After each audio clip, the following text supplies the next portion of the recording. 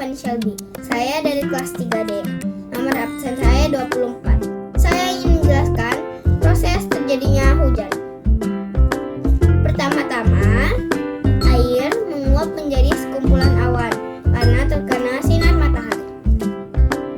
Proses tersebut bernama kondensasi. Awan yang telah menampung banyak air berubah warna menjadi warna abu-abu dan menurunkan